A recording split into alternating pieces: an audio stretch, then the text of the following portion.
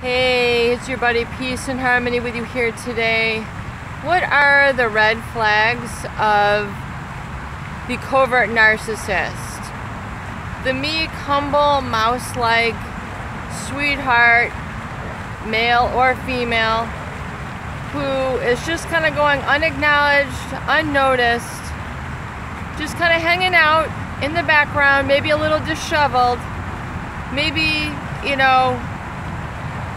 kind of nerdy, a little bit soft-spoken, very gentle, very unassuming. I mean, really someone who, is not looking very well put together. Maybe they're professional, but there's just a little something that's, there's something a little bit off-hinge about them. And you find them absolutely delightful. I mean, there's so much to love about them, very sweet and demure in their character. Chances are they've got some things really kind of going for them in life. Super intelligent, really smart in some areas. They're good with money. Very sort of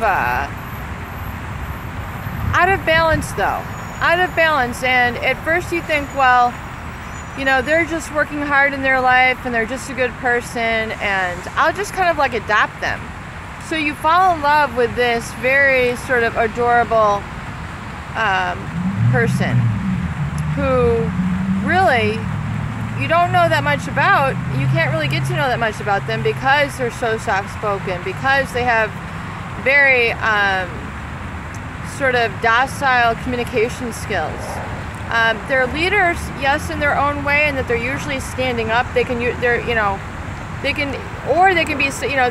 be very stand-up people in society, or to the contrary, they can really be quite passive to the point where they have a very difficult time sort of paying their own bills and keeping their own life together. So you almost have to adopt these people.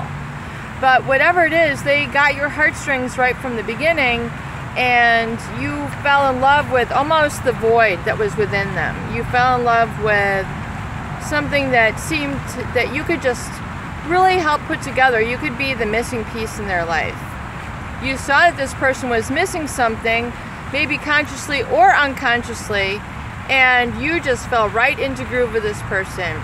And you said, you know what, this is it. This is the one. This person is so amicable. They're just so lovable. They're so adorable. And I can just go and be myself with this person, and this person gives me a lot in return in terms of really not giving me a lot of hostility, a lot of angst, a lot of commotion. They're very, I can almost be the ringleader here. So the covert narcissist really kind of comes in and being very, I don't want to say antisocial, but really sort of a deficit in certain respects of their life. And it gives you a chance to be really strong. And it's that strength that you seem to pull out of your hat, that strength that you pull out of your heart, time and time again, that gets them further and further kind of entrenched or further and further enmeshed with these people. And oftentimes these people do marry, and marry for quite a long period of time before such an imbalance is discovered.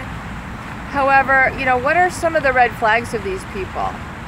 Well, I don't want to say, is it a shuffling stance? Is it, a non-communicator? Is it someone with a weak side or a deficit? It's hard to really put a finger on that. However, if you feel in the relationship that you're doing really so much of carrying the weight of the relationship, where you feel like you're almost on, such different type of people, sometimes opposites do attract, but sometimes opposites don't attract. Sometimes opposites are too opposite. You need someone who's maybe, be better with you, someone who's more on your wavelength, someone who, it could be maybe a big age difference that got you involved in the situation, and you feel like you're not able to do age-appropriate activities together, or you're not at the same physical level, you're not at the same intellectual level, you're not at the same social level. So you feel like, they're kind of like content, down, just kind of down here, they're just kind of down here. And meanwhile, you guys should really be up here, doing things, going places, being at a same level. And you find that you match in a lot of ways, but there's definitely a lot of vacancies in a lot of ways. So early in your relationship, if you can identify these feelings and kind of discuss them, and maybe don't be afraid to admit them, I think that can definitely help in the relationship, because a lot of people make excuses for others, which can be codependency, where you make so many allotments for them that you take care of them far, above and beyond really your requirements.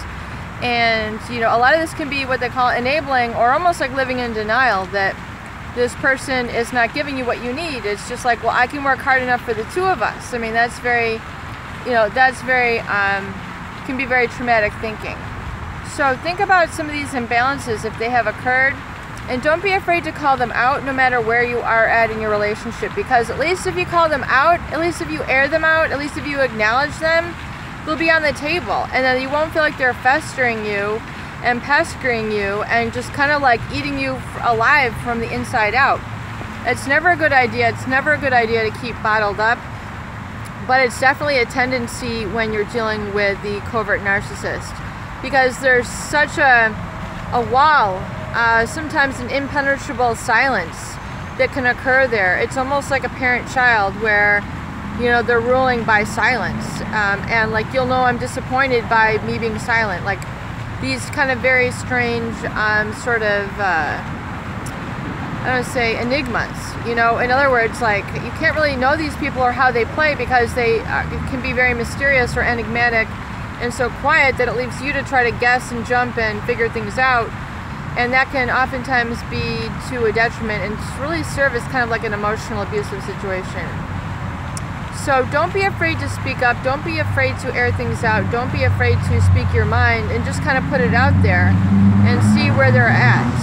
And if it's so, if it's so just disturbing to you, or it's just so imbalanced that you're unhappy, then looking at making some, roads to getting, some more things, like we stated in the earlier videos, some more ownership for your things for yourself, and paving a little bit road more in your direction and your energy to fit your needs. I hope these videos help. Peace and harmony with you. Please share, please subscribe for more great tools, videos, discussions, and support.